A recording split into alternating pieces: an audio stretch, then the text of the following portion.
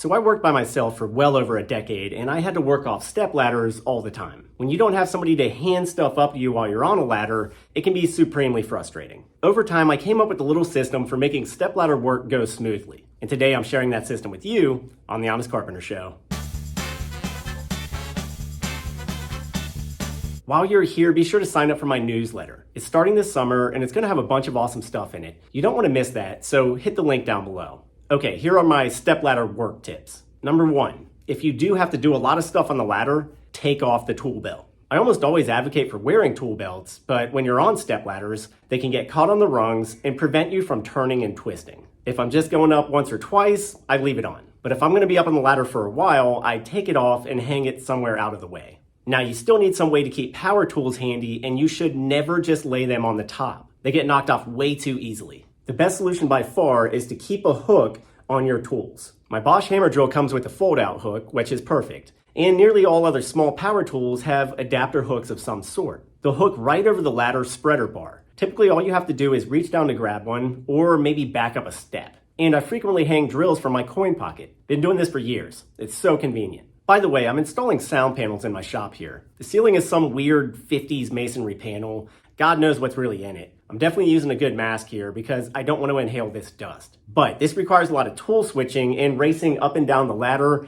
is frustrating and exhausting. That's why I make sure to keep everything at hand on the ladder. I basically turn the ladder into a mobile shop. I keep electricity handy by lightly tying my cord to the spreader bar as well. Some people say not to do this, but I think the key is to keep plenty of slack. Enough that a tool can come all the way to the ground and still not pull the ladder down. Then, at the higher point, I put my cord end in these holsters. Most Werners and some other ladders have them. They double as an anchor point for some sort of accessory tray, but they're also designed to grip a cord end perfectly. So you can get plenty of slack when you're operating upwards with the tool, and then plenty of slack when you reach down to hang it on the spreader bar. Also, keep your necessary hand tools in the cutouts on top of the ladder. The center hole is perfect for hanging a hammer. The smaller holes are perfect for screwdrivers and skinny-handled tools. And the scoops in the top of the ladder are for extra fasteners. That's the real key to working off the ladder. Have just enough stuff to do the work, but nothing extra. Also, get your lineup right before you commit to going up with anything in hand. You ideally want to be a couple feet back from the point where you're working because our bodies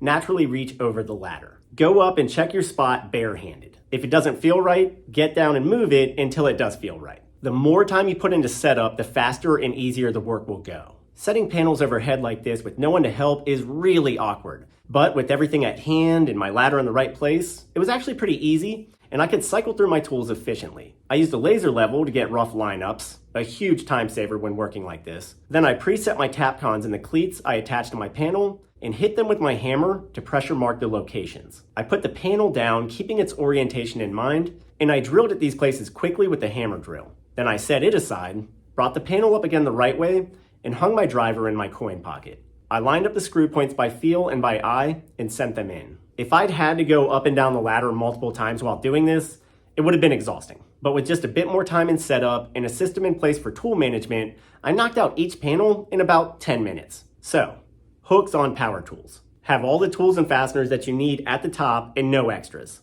Spend more time on your setup before you even start to work, and make sure you can reach things from the top. And please be safe. In the end, this is just an instructional video and your safety is entirely up to you. I covered stepladder safety basics in my 9 DIY injuries video, so be sure to check that one out. Very important stuff. I'll link pretty much everything you see here down below. Ladders, drills, masks, even the sound panels themselves. They're all available on Amazon, so check out the links. But that's all for today. Thanks for watching. I hope you'll consider subscribing, and be sure to hit that newsletter sign up as well. We've got a lot of great stuff coming up. I'm Ethan James with thehonestcarpenter.com. I'll see you next time.